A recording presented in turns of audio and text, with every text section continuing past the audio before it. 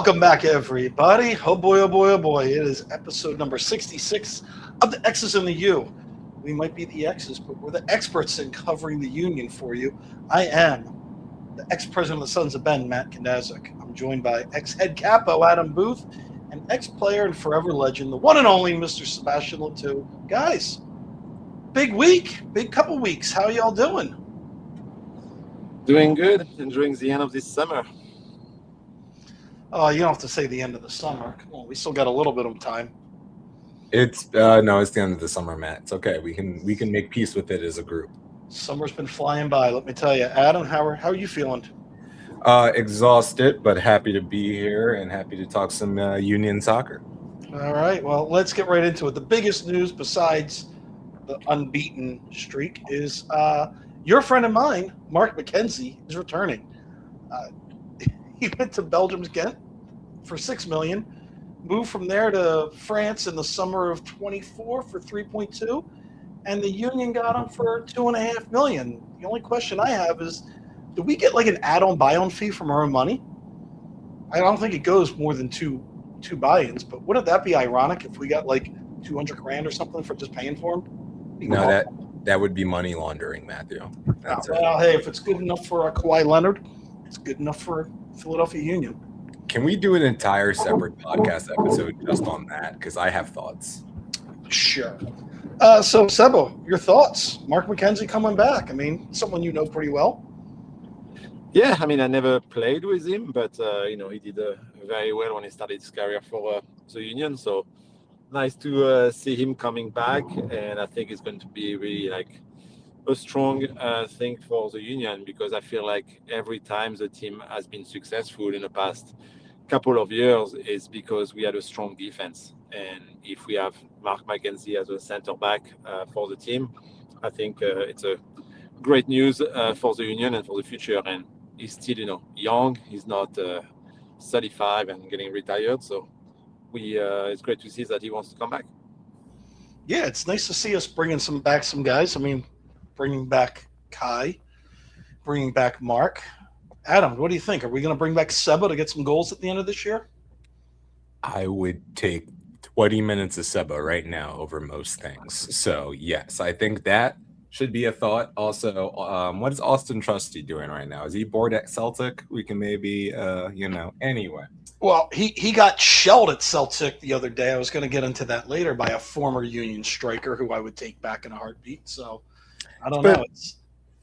I mean, look, all things, serious here. This is a beautiful pickup by the Union. The math works out money-wise. That's called making a profit, and then getting them back on a bargain basement price. I mean, that's the stock market is what the Union were playing right there. But great pickup. Mark McKenzie was budding into a Union legend, and now he comes back older, wiser, with U.S. caps under his belt, and definitely able to be a leader with a team that has a mixture now, once again, of young talent, but with veteran leadership and players that have made impacts abroad and internationally. This is a great pickup. I think if it was anybody else with those attributes that it had not played with the Union prior, we would be over the moon about it. I think because he's a retread, it feels a little less climactic, but by all accounts, this was a need. You needed another high-end center back, especially after losing McKenzie. You definitely could upgrade at the position. I have nothing against the gentleman playing for the roster right now, but like anything, there's always room for improvement, and Mark McKenzie is definitely an improvement. And to have him with Pierre possibly next season for at least a little bit before we figure out where the young man's gonna go himself, that would be exciting. I like it. I like it a lot. I like when guys come home, especially Philadelphians. I think when Philadelphians come home, there's a little bit extra motivation to win for the city and their home area. So there's going to be a hungry Mark McKenzie coming back to MLS, and I'm excited for that. Yeah, and I tell you what, I think it's a great move for the Union, but also I think it's I don't know how to describe it, a shot across the bow to the other leagues, but the MLS it's a great move for the MLS where somebody in their prime is leaving Europe to play in the MLS, and you're seeing that. So we're not getting the geriatric players coming over to get their last payday. We're getting guys that are playing in big leagues in the US deciding, you know what, I'm going to come back or I'm going to go to America and maybe carve out a better life because this league. And it says something about US soccer and Punch because McKenzie's comfortable enough to say, you know what, I think I'll still get my caps with the U.S. playing in the MLS. You've seen some players. You've seen Paxton come back. You've seen a lot of guys coming back in their early years or prime of their career. So I think it's a great move for the league as well. For Union news, three-way tie with 21 points, guys. An unbeaten streak. I mean, granted, we've had a couple ties, but it's been an exciting week, and I guess we have to go as far back as God. We haven't talked since the Union versus New York City? I think in New the York old ballpark. we checked. Yeah. So we had the old ballpark, which I was happy enough to get down to see or go up to see, and it was a tale of two halves. Seba, I know you were in the radio booth because I was trying to get your attention. I could only see Dave Leno from where I was sitting, but what were your thoughts on the New York City game? Yeah, I mean, you just said it. I think it was a tale of two halves. First one, sleepy, like early kind of PKs from not really paying attention, like from a late run. And, when you are down 1-0 after 2 minutes, it's not, the way you want to start, especially when you play on this field like New York City FC, who was pretty terrible. So not the right start, and then end of the half, another PK for a handball, which it was a handball, but same. It's not the way you want to finish the half. We create some, but Milan didn't believe it was onside, so not have the best finish, and then miss another volley who could have get us back in the game. But down 2-0, I really love the whatever who has been said at halftime. You can see that do more, and the guys did. They came with a different idea, different momentum, energy that we needed. We are not sharp in the first half, and second half, we started well with the early goal, and from that, from the subs coming in, I feel like Bueno did a great job coming in the game, putting more pressure into the midfield, playing a higher line when we are pressing them, and we win the ball twice, quick counter attack, and great, from the both Sullivan, Quinn, and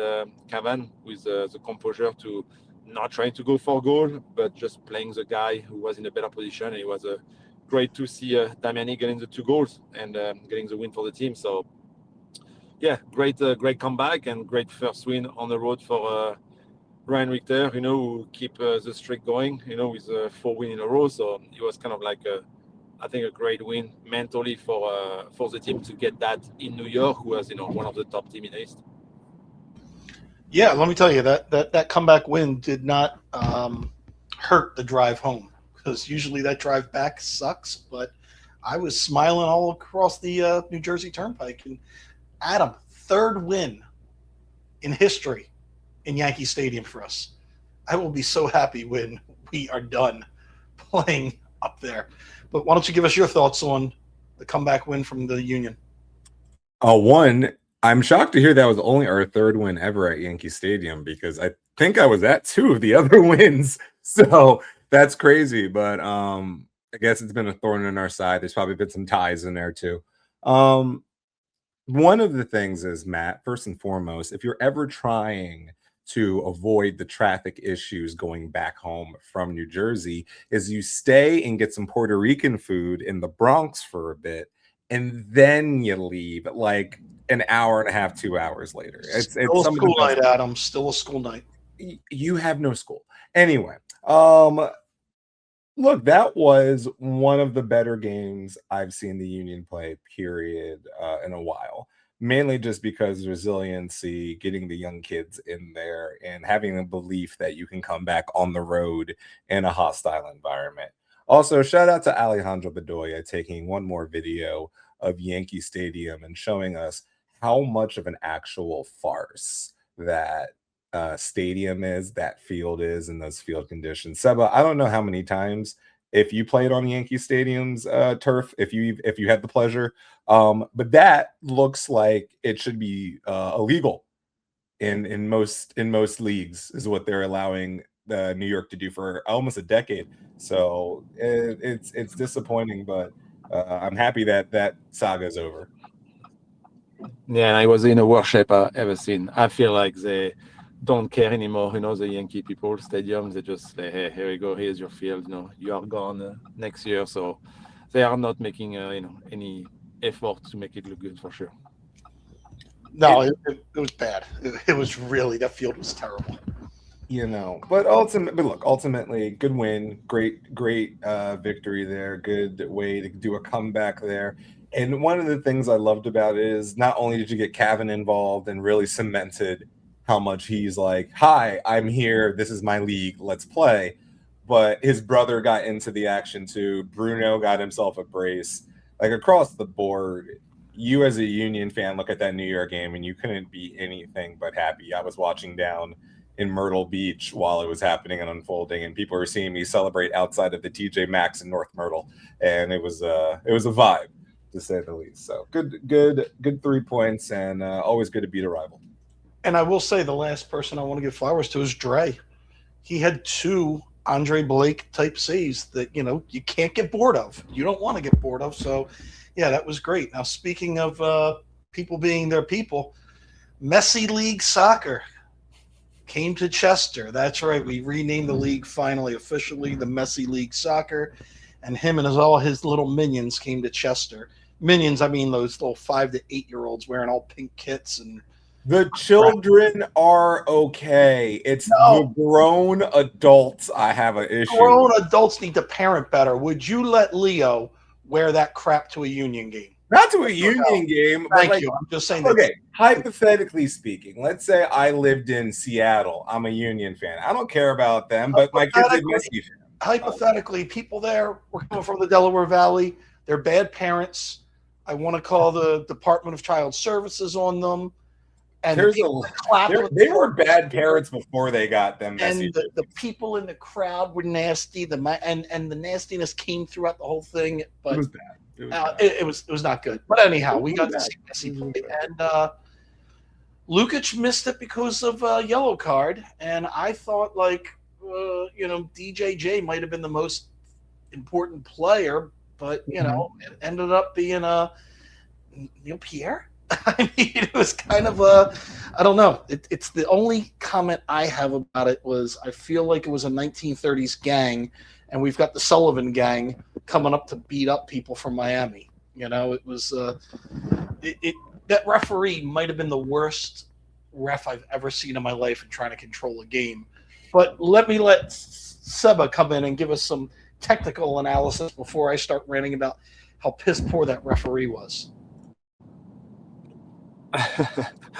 Yeah, I mean, it was a little game with so many things happening on the field and off the field. I feel like if we just talk about the game, Union started so well. I think we really played good, like the first 20 minutes, really put pressure and kind of not let any moment to Messi. And what a first goal. Like, I feel like, the goal we scored was a beauty, like from the start to Cavan's pass, the beautiful cross of Frankie Westfield, and then the finish, everything was perfect. So it was amazing to kind of like see the team playing. But I felt like we maybe fell asleep for 5 minutes, in the first half. And when you fall asleep against Messi and you give him time, 2 goals, happened so quick, back to back, and we are like, what the heck is going on?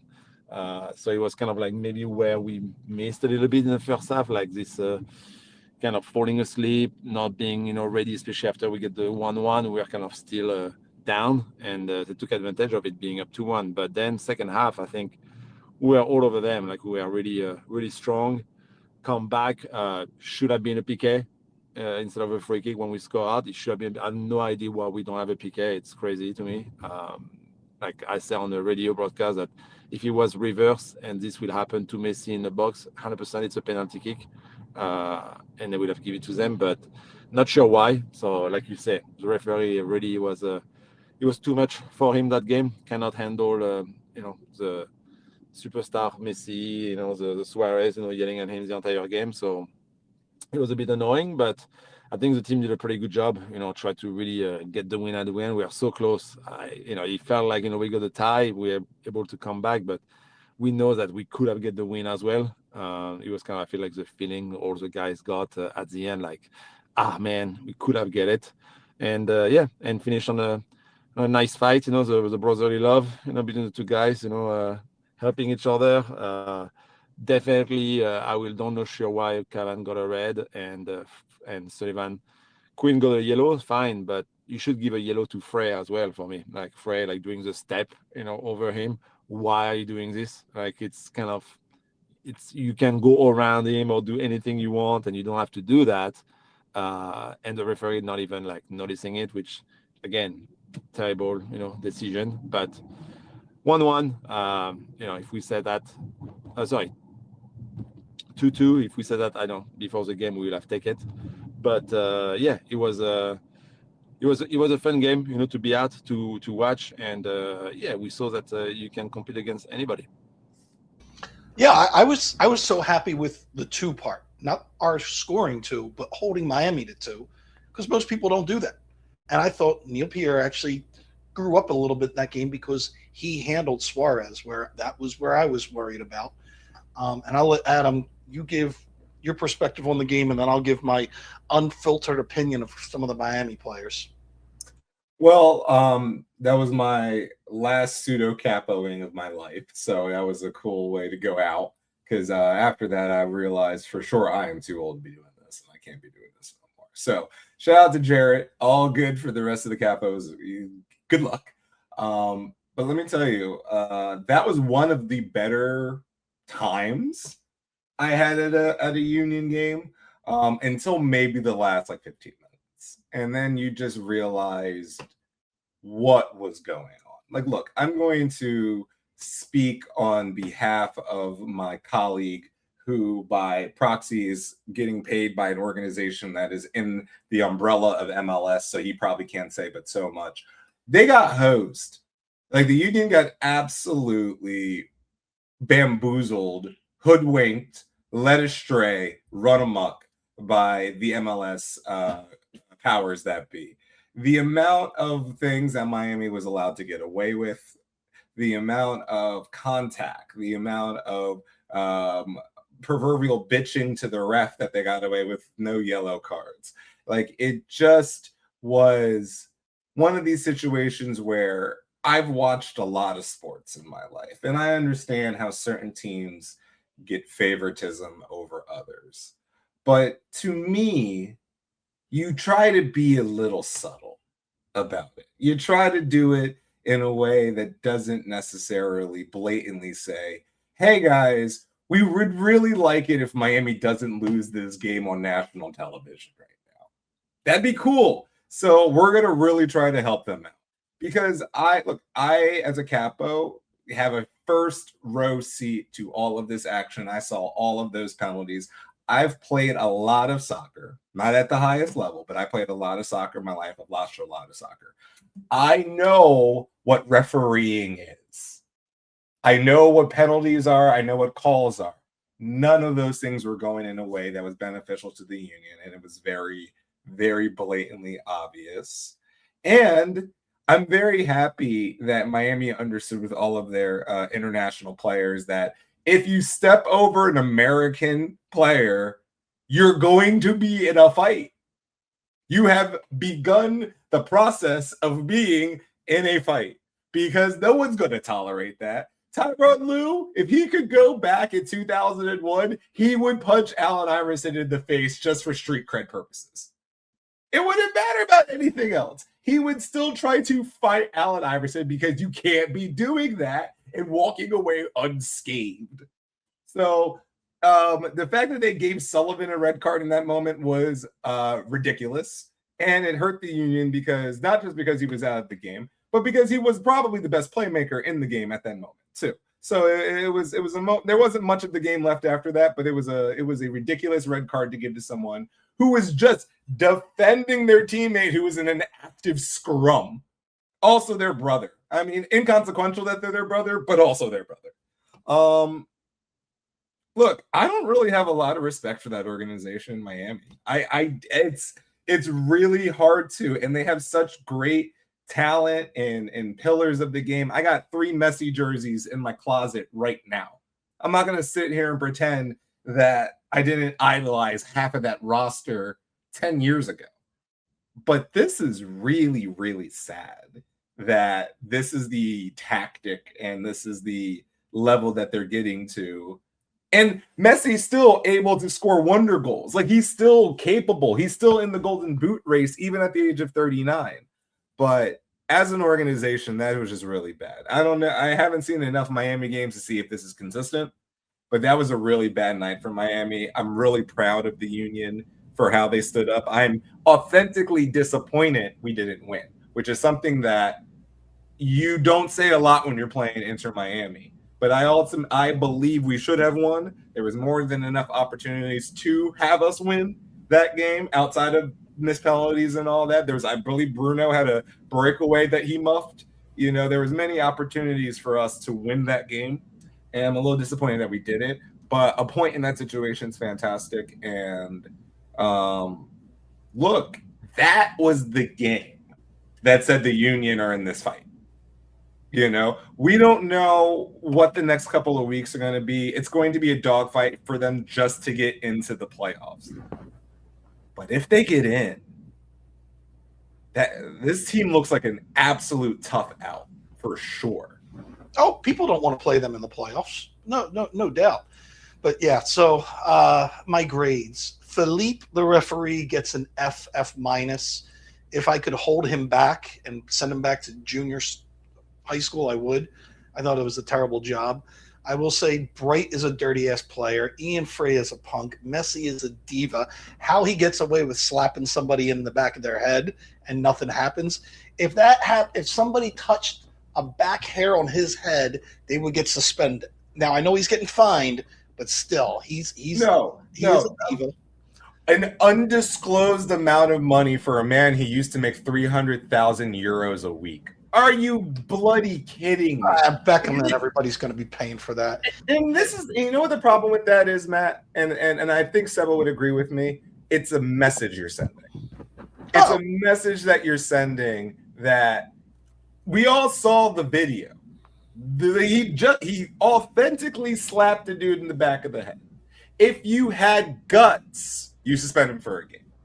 If you had guts to do it, you would suspend Messi for a game. That's meditated contact. That's not in the game. That's not in play. That man turned around, slapped that dude in the head. Any other player suspended. Yep. Any other player is suspended. So an undisclosed amount of money does not move the needle for me for a dude who I'm sure is getting every kickback in the history of the league anyway. It is Messi League soccer, okay? But by the way, Max Milano Falcone, he's a little bitch. I'm just saying. And the worst grade I get are for the fake Miami fans. Let me tell you, you knew you bought a ticket in the River End. You knew you shouldn't be wearing the Miami stuff. When the security's handing you the T-shirt to wear and you're just draping it over your shoulder and you're arguing with the security because it doesn't look cute with your outfit, F you. That's my saying, because you ain't that cute. I wanted to go over to that one lady and be like, you ain't that cute anyhow. That shirt is not ruining your outfit. You ruined your outfit. Just saying. I'm not going to be derogative of people. You know, I'm not going to say mix in a salad or something. No. I'm just saying that outfit wasn't that great, so you could wear the free T-shirt because you couldn't afford the bigger tickets, so you had to get the River End, obey the rules. I will give Union Security an A and an F.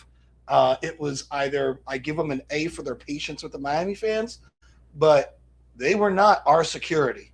And the fact that we were blocking off parts of the River End because Messi was walking through, this is his 4th or 5th time in that stadium.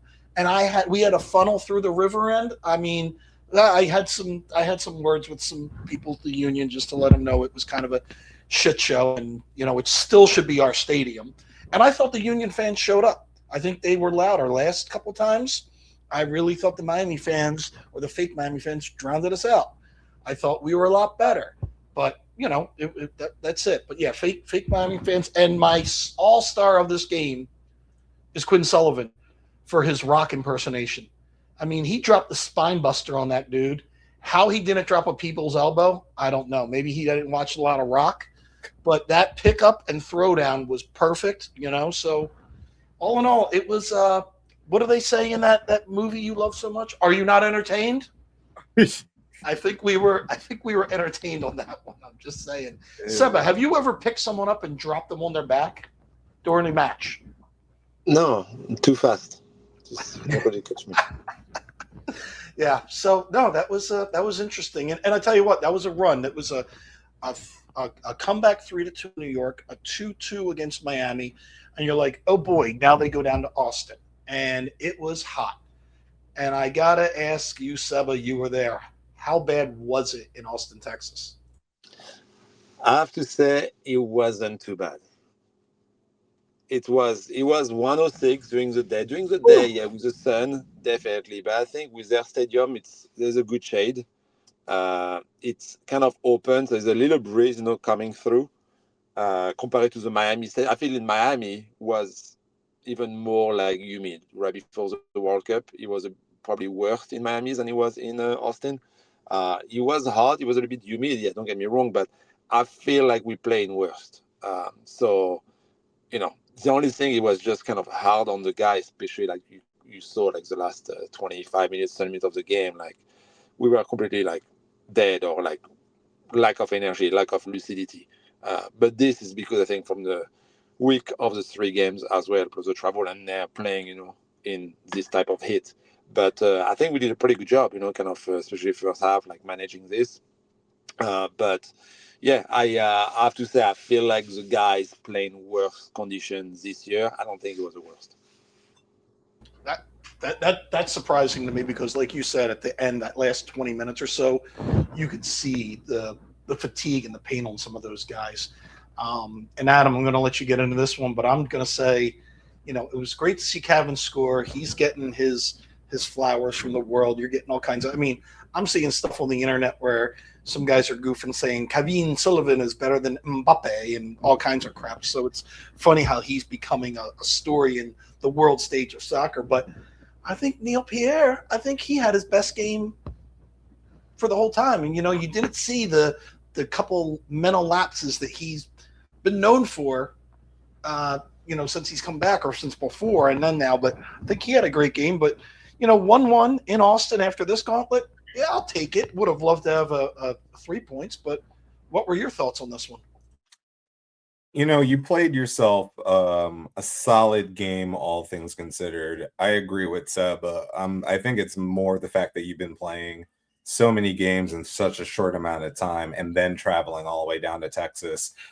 Add the heat to that. I don't think, maybe that was the most biggest contributing factor, but I do believe that fatigue was fatigue at the end of that match, and it looked like slop towards the end of that match.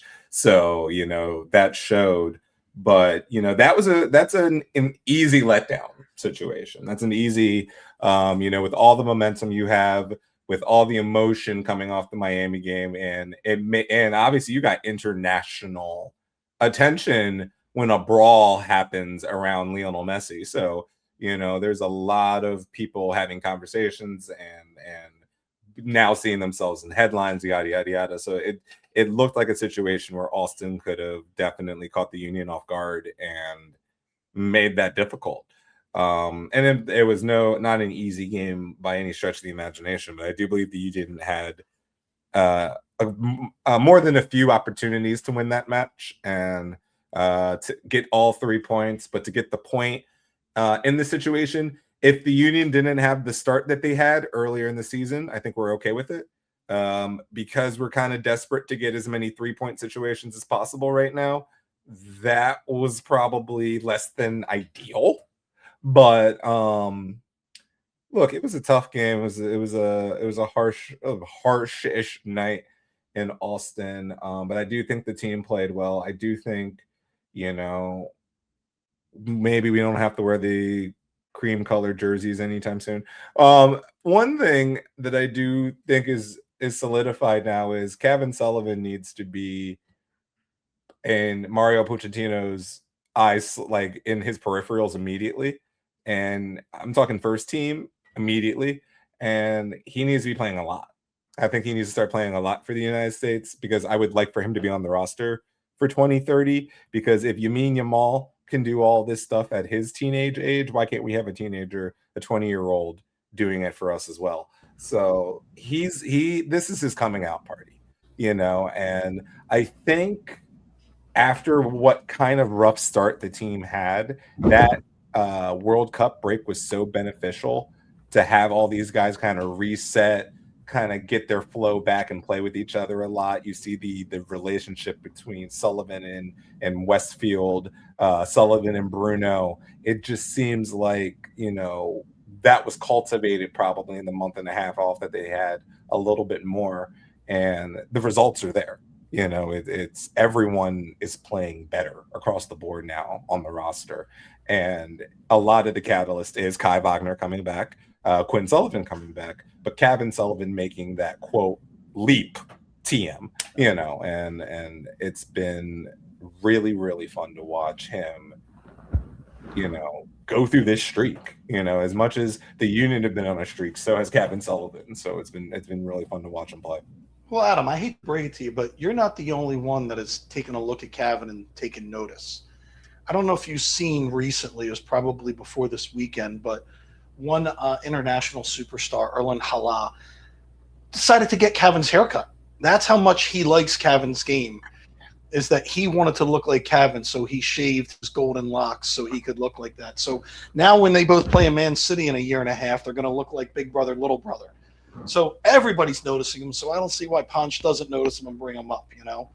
It's just easy that he was definitely copping Cavan's style. Seba is giving a look like he can't believe I said it. I said it, Seba. It's okay. You know it happened. I just have one hairstyle, so I don't know how to do this. Seba's like, I haven't rocked one haircut. If Seba dyes his hair blonde, we know it's the Cavan effect. I'm just saying, if he puts some peroxide in his hair, we know it's because of Cavan. Or he's playing for the Puerto Rican baseball team. But no, legitimately, look, I'm not usually one to judge someone for haircuts, but I felt like one of those spouses when their significant other cuts their beard off, and I'm like, oh no, why did you do that? Who told you to do that? No, why? No. And look, I had the same feeling when Andrew McCutcheon cut his braids off or his dreadlocks off. I'm like, what are we doing? Stop these things. Don't do this. Change is inevitable, guys. Change is inevitable. But it worked for Beckerman because that was disgusting. He needed to do something about that. Yeah. Beckham always changes his haircut. It is what it is. It's not Samson and Delilah. We're not biblical figures here. I think we're going to be okay. But speaking of biblical matchups, Union Red Bull. This is the battle for Seba's MLS heart, right? So Seba, what do you think? Union versus Red Bull up in Harrison, New Jersey. Who you got in this one? So first, there's no battle in my heart, Matt. I don't know what you're talking about. You don't have that Red Bull jersey framed in the basement? No, I have it in the box, and that's it. But no, it's not. What about the Henry one? I had to go. It's like this rule of this league. I cannot say no. So, unless he would have called me and say, "Hey, Seba, I pay you salary," I'd be like, "Okay, fine, I don't play." But I stay. But you didn't call me, so anyway. Now I think it's another good matchup for the team. Being away, we just won in New York City. How about we wanted the Red Bulls? That's why I feel like we can get another good result. It's the first time I think Ryan got like a full week to prepare the team, so I think it's a good thing to kind of like get a good kind of tactic going on about what he wants to do. We beat them in his first game at home like a couple of weeks ago, so we know that there's a little revenge type, and I think if we win, we get even closer to them. It's they are like, I think 5 points or 6 points above us. So they're 26. We're 21. So we get so 5 points. Yeah. So it could be a good swing for us and get that win away. And I think it's possible. The way we have been playing, we just maybe need to be a bit more clinical in front of the goal when we need to. But if defensively we stay strong, I think Red Bull is a bit struggling as well right now. So, we take them at the right moment. So, yeah, I feel like 3 points, it's another possibility for us. Yeah, definitely. Adam, your thoughts on going up the New Jersey Turnpike? I agree with Seba right now. Like the Red Bull isn't having the best time right now, and to be honest with you, I think most of the teams ahead of us are susceptible. I think a hot Union team can definitely catch a lot of these teams that we're in the playoff race with right now. And starting with Red Bull, this could be a really big 3 points and really a 6 point kind of swing, for the Union, depending on how this result goes. They had to start this run right now. They had a really solid result against Red Bull at home. As a whole, over the last, we'd say, 6-7 years, they've absolutely dominated Red Bull in both venues.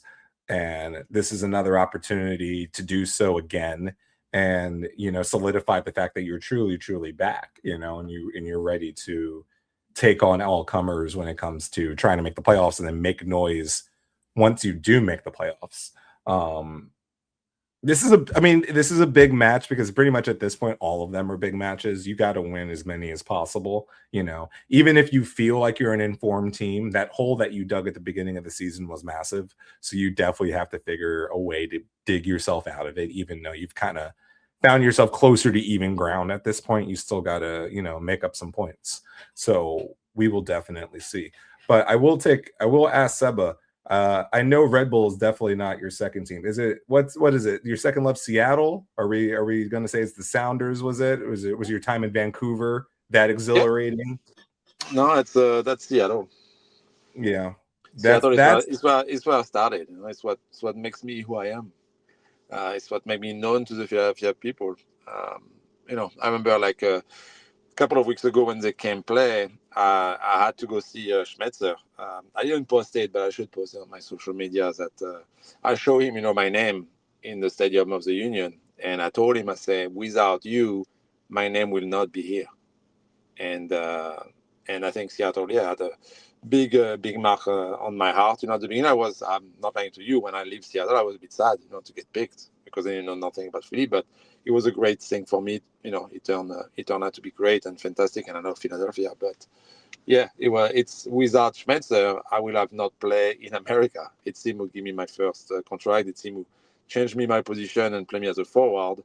So that's why I told him. I say, thank you for having me, being a forward to put me as a player because my name will not be at the Philadelphia Union Stadium without you. So I say, I owe you a bit of this. And that's why I show it to him. I took a picture with Greg, our photographer, with him. And I kind of pointing at it to kind of like say, hey, thank you, for what you did for me. So yeah, Seattle, 3 years there, 2 in USL, 1 in MLS in their first year was the first sign for them, in their club.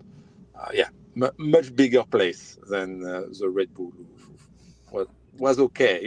I have to say the most positive for the Red Bull is I play with my brother Kenny Cooper, and I play with Thierry Henry, who is a French legend, and it's something I can't spit on that. It was amazing to be a part of that. So, but other than that, my heart was still in Philadelphia when I played for the Red Bull. You have to post that picture, man. You have to. I do. Guys, I'm terrible on social media. You know that. So I try my best. Good news. Your daughter's almost of age that she can do that. She's probably going to post it for you pretty soon. Yeah, I hope so. No, look. Now we know officially that's the Latu Bowl. Anytime Seattle Philly comes around, that's the true Latu Bowl. We don't have to do any up the road Red Bull. That's like when Pedro Martinez played for the Phillies. You're like, yeah, I played there too, right? Yeah, that's what I did. Yeah. No, I will say Seba's time in with Red Bull, he was the only Red Bull that we never booed from the River End. So I think that's a real fact. That should be a real stat. That's an actual fact. Yeah, we're like, if you blew that, man, we will beat your ass. So it was pretty impressive. But guys, that's episode 66. Anybody got anything before we wrap this up and let everybody go home and get ready to gear up for the game versus Red Bull this weekend? look, I think we have a good opportunity coming forward here down the stretch. I really liked the crowds in the last couple of games, but if you're hearing this and you're kind of still on the fence if you're going to go to the next couple of matches, like this is the crunch. Like this is really the moment for fans to get involved and find your voice, because I believe this team is finding their swagger. And if they get a typical Philadelphia crowd to get behind them during that process, like people think it is inconsequential, but a good home field advantage, a good crowd has an impact. It has, tangible evidence to a team's success. So I think it's time. Philly's always been good with this, especially the last couple of years. They've definitely stood up. But I think if anyone jumped off the bandwagon at the beginning of the year, this is ample time to hop back on and push these guys towards October and beyond. Yeah, and I mean, listen, let's get the crowd out there, because it is, we've got Red Bull and then it's Montreal. So this is the push that we're hoping, keep everybody healthy. Let's keep everybody refreshed. Let's hope the depth is good. Seba, any parting words? No, I agree with my friend Adam over there. I think it's a big push, and the fans have a big importance. So yeah, the most we can be at Subaru Park to support, the better it is, and I think better is that we'll get. All right. Well, everybody, this was episode number 66. Thank you again for watching. And I don't know what you're showing me, Adam, but it's Dolly Parton. Oh, well, it's the Queen of the South. Rest in peace, Dolly Parton. R.I.P. All right, everyone. Thanks a lot, and we'll see you at Subaru Park. Take care.